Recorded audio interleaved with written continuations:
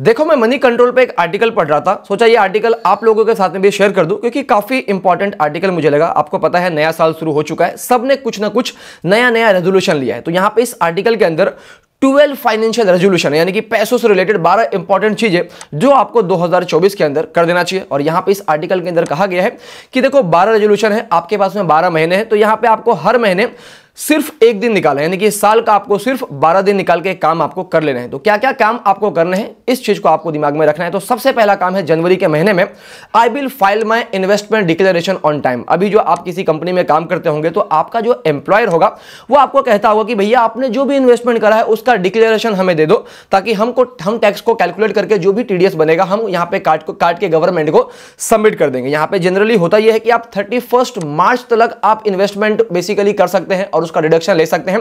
लेकिन company basically आपको कहती है कि भाई जनवरी का एंड मंथ या तो फरवरी का स्टार्टिंग टाइम आपको देती है कि भाई जो भी आपने इन्वेस्टमेंट करा है हमको दे दो, ताकि हम टैक्स को कैलकुलेट करके गवर्नमेंट को चीजें सबमिट कर दे। तो यहां पे अगर आप जनवरी के बाद फरवरी के बाद में कोई इन्वेस्टमेंट करेंगे तो हो सकता है वो इन्वेस्टमेंट आपका जो भी टोटल इनकम है उसमें से डिडक्ट ना हो, तो यहां पे आपको ज्यादा टीडीएस यहां पे आपका कट सकता है। तो यहां पे अभी तक आपने जो भी इन्वेस्टमेंट कर दिया है वो इन्वेस्टमेंट सिंपली आप अपने एम्प्लॉयर को बता दे, ताकि आपका जो आउटगोइंग टैक्स है वो कम आए, तो आपका जो टीडीएस है वो कम कटे। भले अगर आपने कोई इन्वेस्टमेंट बाद में करा है तो इसके लिए आप आईटीआर फाइल करके उसका बेनिफिट वहां से आप ले सकते हैं। तो सबसे पहली बात आपकी कंपनी आपको बताती होगी कि भाई जो भी इन्वेस्टमेंट आपने किया है उसका डिक्लेरेशन आप हमें टाइम पे दे दो, तो यहां पे आपको टाइम पे दे देना चाहिए। दूसरी बात, यहां पे जनवरी का महीने वाला कहानी खत्म हो गया। फरवरी के महीने में यहां पे इनका कहना यह है कि देखो एनपीएस को आप अपने रिटायरमेंट का प्लानिंग बना सकते हो। एनपीएस आपको पता होगा नेशनल पेंशन स्कीम, काफी अच्छा इन्वेस्टमेंट ऑप्शन है। यहां पे आपको एडिशनल टैक्स बेनिफिट भी मिल जाता है। क्या टैक्स बेनिफिट मिलता है?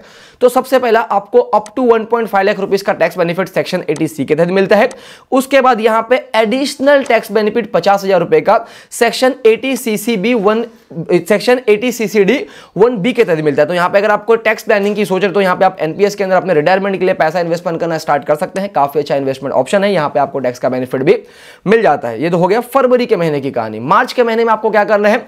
तो मार्च के महीने में देखो यहां पे सिंपली इन्होंने लिखा है कि I will not buy insurance cum investment policy to save taxes. अब यहां पे होता यह है कि देखो अब यहां पे टैक्स प्लानिंग का टाइम शुरू हो चुका है। जनवरी से लेकर मार्च तक लोग यहां पे जो भी टैक्स सेविंग इन्वेस्टमेंट स्कीम होगा वहां पे पैसे इन्वेस्ट करेंगे। तो यहां पे लोग गलती क्या करते हैं एंड टाइम पे कि जो इन्वेस्टमेंट कम इंश्योरेंस कम इन्वेस्टमेंट प्लान होता है ना, फॉर एग्जांपल आपका एंडोमेंट प्लान हो गया, यूलिप प्लान हो गया, ये इन्वेस्टमेंट बेसिकली डिडक्शन का बेनिफिट लेने के लिए ये लोग इसमें पैसा इन्वेस्ट करते हैं। जबकि यहां पे कहना है एक्सपर्ट्स का कि आपका इंश्योरेंस और इन्वेस्टमेंट अलग अलग होना चाहिए। दोनों को आप एक ही में मिक्स कर दोगे ना आपका इंश्योरेंस का गोल्स पूरा हो पाएगा ना आपका इन्वेस्टमेंट का। बेसिकली इंश्योरेंस के लिए आपको एक टर्म प्लान लेना चाहिए और इन्वेस्टमेंट के लिए आप for example PPF, Sukanya Samriddhi योजना या तो इक्विटी, म्यूचुअल फंड, इस तरीके से इन्वेस्टमेंट कर सकते हैं। बेसिकली आपको एलआईसी का एंडोमेंट पॉलिसी या तो कोई भी प्लान लेंगे ना तो वहां पे आपको रिटर्न्स भी अच्छे नहीं मिलेंगे और यहाँ पे आपको प्रीमियम भी बहुत ज्यादा पे करना पड़ता है। तो यहाँ पे सेक्शन 80C का बेनिफिट लेने के लिए आप ऐसा गलती ना करें, ऐसा इनका कहना है। मार्च के अंदर ये चीज आपको ध्यान रखना है। उसके अलावा अप्रैल के मंथ में इनका कहना है कि चलो भैया आप बहुत अच्छा काम कर लिया, आप एक सिस्टमैटिक इन्वेस्टमेंट प्लान स्टार्ट कर दो। सिस्टमैटिक इन्वेस्टमेंट प्लान आपको पता होगा एसआईपी आपको स्टार्ट करना चाहिए और जितना जल्दी हो सके उतना जल्दी स्टार्ट करना चाहिए। क्यों कहता हूं? यहां पे इस चीज को मैं सिंपली आपको एक एग्जांपल के थ्रू समझाने की कोशिश करता हूं। मान लो आपने किसी म्यूचुअल फंड स्कीम के अंदर एसआईपी स्टार्ट किया, यहां पे जो रिटर्न है वो आपको 12% का मिलता है, ठीक है, और यहां पे आप हर महीने 1,000 रुपए का इन्वेस्टमेंट करने वाले हैं। और यहां पे मैं मान के चलता हूं कि आप जो इन्वेस्टमेंट है, आपका एज है अभी 23 आपका एज है और अभी आप अपने एज के 60 साल तक इन्वेस्टमेंट करने वाले हैं। 60 साल के बाद में आप रिटायर्ड हो जाएंगे। तो यहां पे 23 आपका एज है, तो 60 साल पूरा होने में 37 ईयर बाकी है और यहां पे आप हर महीने सिर्फ 1,000 रुपए का इन्वेस्टमेंट कर रहे हैं। तो यहां पे at the end of 60th year आपके जो इन्वेस्टमेंट का वैल्यू होगा वो होगा 82.75 लाख और यहां पे जो आपका इन्वेस्टमेंट अमाउंट होगा टोटल 37 ईयर में वो होगा सिर्फ 4.44 लाख। और वहीं पे अगर आप 30 साल के एज में इन्वेस्टमेंट स्टार्ट करते हैं तो यहां पे अगेन आप 30 साल तक इन्वेस्टिंग करने वाले हैं। तो यहां पे जो आपके कॉर्पस का वैल्यू बनेगा वो बनेगा 35.30 मतलब 35,30,000 और यहां पे जो आपका टोटल इन्वेस्टमेंट होगा वो होगा 3.60 लाख यानी कि 3,60,000 रुपीज। तो इस तरीके से आप देख सकते हैं कि आप जितना जल्दी इन्वेस्टमेंट स्टार्ट कर देते हैं उतना ही ज्यादा आप पैसा बनाते हैं लॉन्ग टर्म में। और यहां पे एक जादू और है, बहुत ही इंपॉर्टेंट टिप है। क्या टिप है? एक तो आप नॉर्मल एसआईपी के अंदर इन्वेस्टमेंट स्टार्ट करते हो, जहां पे मैंने आपको बताया कि आप मंथली एसआईपी 1,000 का करोगे, 12% का रिटर्न है। अभी आपकी एज है 23 साल, आप 60 साल के एज में रिटायर्ड होंगे।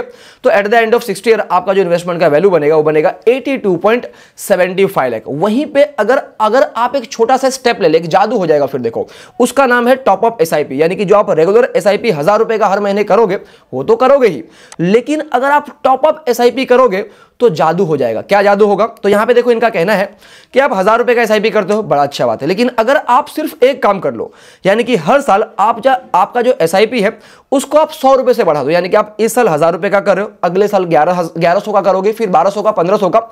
इस तरीके से अगर आप हर साल अपने एसआईपी को सिर्फ 1000 रुपए से बढ़ाओगे तो क्या जादू होगा वो मैं दिखाता हूं। तो यहां पे फर्स्ट ईयर का कंट्रीब्यूशन आपका 1000 रुपए का होगा, सेकंड ईयर 1100, थर्ड ईयर 1200, इस तरीके से आपका कंट्रीब्यूशन होगा। और यहां पे जो आपका लास्ट ईयर का मंथली एसआईपी इंस्टॉलमेंट होगा वो होगा 4700 रुपीज का 60th ईयर के एज में। और यहां पे जो एसआईपी का रिटर्न है वो मैं मान के चलता हूं आपको 12% का मिलता है। और यहां पे आपकी एज है 23, 60 साल की उम्र में आपको रिटायर्ड होना है। तो यहां पे जो आपके इन्वेस्टमेंट का वैल्यू होगा सिर्फ 100 रुपए हर साल इंक्रीज करने से वो होगा 138.69 लाख, यानी कि 1,38,69,000 रुपीज। यहां पे अगर आप सिर्फ 1000 कर रहे थे तो 82 लाख रुपीज आपको मिल रहा था। यहां पे आपने 100 रुपए हर साल बढ़ा दिया तो 1,38,00,000 रुपीज के अराउंड में आपको यहां पे मिलता है। तो यहां पे टॉप अप एसआईपी का यही जादू होता है। उसके बाद यहां पे आपको मई महीने में क्या करना है, तो यहां पे लिखा हुआ है आई will not ignore health and term insurance. Definitely अगर आपके ऊपर कोई भी डिपेंडेंट है तो यहां पे मान लो बाय चांस आपकी डेथ हो जाती है तो आपके बाद आपके फैमिली मेंबर का क्या होगा, तो इसके लिए आपको लाइफ इंश्योरेंस लेना पड़ेगा। और लाइफ इंश्योरेंस के अंदर भी आपको टर्म इंश्योरेंस लेना पड़ेगा। कितने का टर्म प्लान लेना पड़ेगा, तो यहां पे एक सिंपल सा थंब रूल है, यहां पे जो भी आपका एनुअल इनकम है उसका आपको 10 से 15 गुना, यानी कि कोई बंदा साल का 5 लाख रुपए कमाता है तो उसको 50 से 75 लाख का एक टर्म इंश्योरेंस पॉलिसी लेना चाहिए। उसके अलावा हेल्थ इंश्योरेंस भी आपको लेना पड़ेगा, काफी इंपॉर्टेंट है। मान लो भाई कि आपके फैमिली में या तो आपके पास, अगर आप किसी कंपनी में जॉब करते हैं आपके पास में ऑलरेडी हेल्थ इंश्योरेंस है, फिर भी आपको हेल्थ इंश्योरेंस लेना चाहिए। क्यों लेना चाहिए? मान लो आपने जॉब छोड़ दिया, कोई नया काम पकड़ा, वहां पे कंपनी अगर आपको हेल्थ इंश्योरेंस प्रोवाइड नहीं करती है, या तो रिटायरमेंट के बाद में अगर आप हेल्थ इंश्योरेंस लेने जाएंगे तो आपको या तो नहीं मिलेगा तो बहुत महंगा मिलेगा। तो ये सारे रीजन के वजह से आपके पास में एक हेल्थ इंश्योरेंस भी होना चाहिए। कितने का, तो यहां पे कहना है कि एटलीस्ट आपके पास में कम से कम 10 लाख रुपए का तो हेल्थ इंश्योरेंस होना चाहिए। और उस हेल्थ इंश्योरेंस पॉलिसी को आपको हर 5 साल में रिव्यू करना है। जिस तरीके से इन्फ्लेशन बढ़ता है उस तरीके से आपको आपका जो प्लान है उसको भी एक बार रिव्यू करने की जरूरत है। उसके अलावा यहां पे बोला है जून के महीने में आपको क्या करना है, डू नॉट फॉरगेट गोल्ड, यानी कि आपको गोल्ड के अंदर भी पैसा इन्वेस्ट करना चाहिए। सारे का सारा पैसा आप म्यूचुअल फंड इक्विटी के अंदर ही इन्वेस्ट ना करें, अपने पैसे को डाइवर्सिफाई करें। पोर्टफोलियो डाइवर्सिफिकेशन इसको कहते हैं।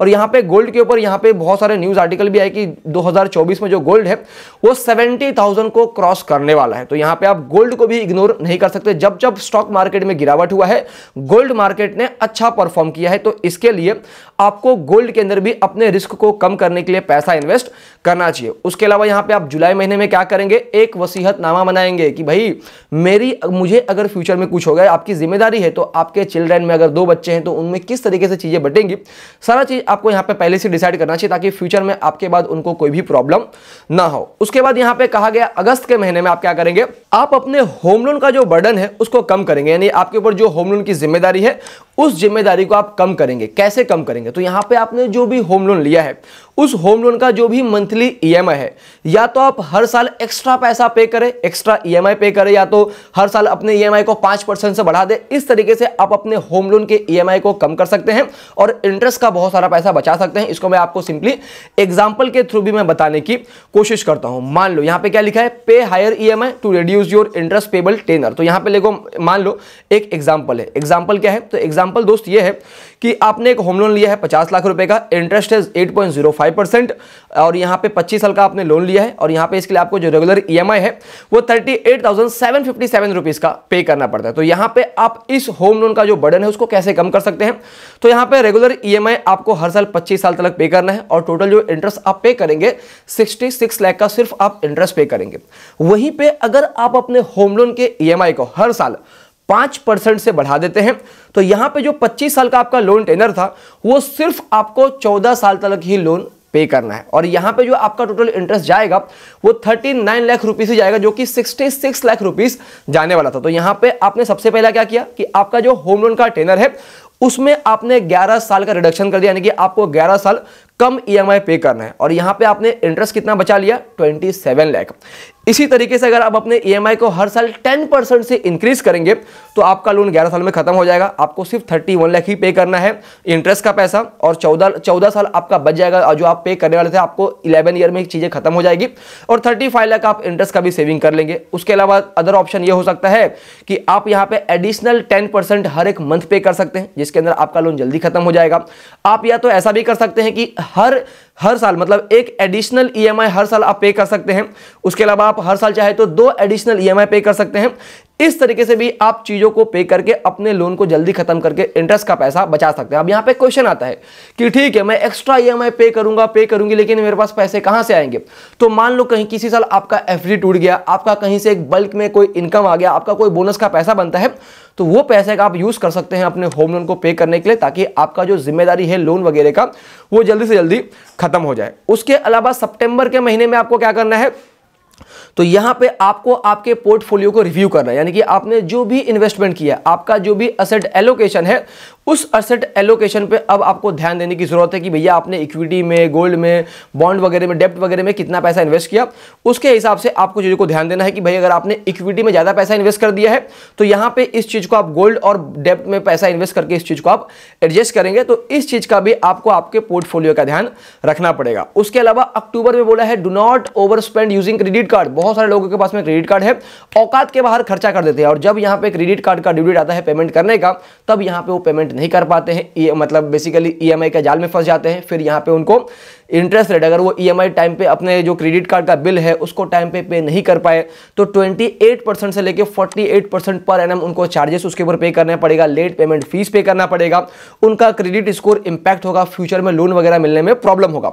तो यहां पे डेफिनेटली क्रेडिट कार्ड एक अच्छी चीज है। आपको क्रेडिट कार्ड आज अगर आप कोई भी सामान आज खरीदोगे तो उसका पेमेंट 50 दिन के बाद करना है, तो लेकिन यहां पे ये चीज का आपको ध्यान रखना है कि जितना आप पेमेंट टाइम पे कर पाओगे उतना ही पैसा आप वहां पे क्रेडिट कार्ड के थ्रू स्पेंड करें। उसके अलावा नवंबर में आ गया, नवंबर महीना 14 नवंबर को चिल्ड्रन डे है, तो यहां पे आप अपने बच्चे को पैसे के बारे में, फाइनेंस के बारे में सिखा सकते हैं। आजकल बच्चे लोग को तो पैसे वैसे सब चीज के बारे में पहले से पता होता है, लेकिन फिर भी यहां पे आप उसको एक लर्निंग दे सकते हैं। उनके नाम पे एक सेविंग अकाउंट ओपन कर सकते हैं, कुछ पैसा उसमें डाल सकते हैं ताकि बच्चे उस पैसे से खेले, एंड आप उस चीज को मॉनिटर करेंगे और कुछ भी अगर गलत लगेगा तो आप अपने बच्चे को गाइड करेंगे। ये भी काफी इंपॉर्टेंट स्टेप होगा। उसके अलावा आ चुका है आपका दिसंबर का महीना, तो यानी कि साल का आखिरी मंथ आ चुका है, तो यहां पे आपको इमरजेंसी फंड बिल्ड करने की जरूरत है। क्या है इमरजेंसी फंड, आपको पता होगा कि बाय चांस आपका जॉब चलेगा, आपको बिजनेस में लॉसेस हो रहे हैं, यानी कि आपका इनकम नहीं आ रहा है लेकिन आपके हर महीने खर्चे तो रहेंगे, तो उस खर्चे को पूरा करने के लिए आपको इमरजेंसी फंड बिल्ड करना होगा। आपको पता होगा कि कोविड के टाइम पे बहुत सारे लोगों का जॉब चले गया था, कुछ भी कामकाज नहीं चल रहा था,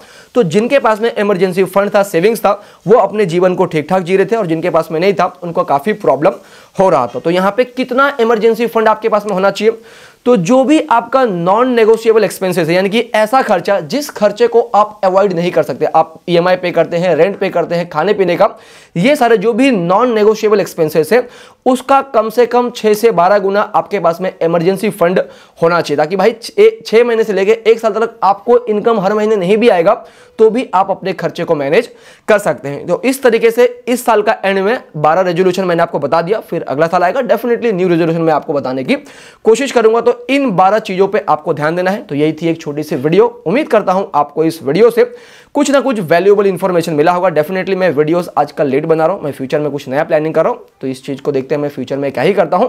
तो अगर आपको इस वीडियो से वैल्यू मिली है तो वीडियो को जरूर लाइक करना, चैनल को सब्सक्राइब करना, और इस वीडियो को जिनको भी जरूरत है उनके साथ में शेयर करना। जय हिंद दोस्तों।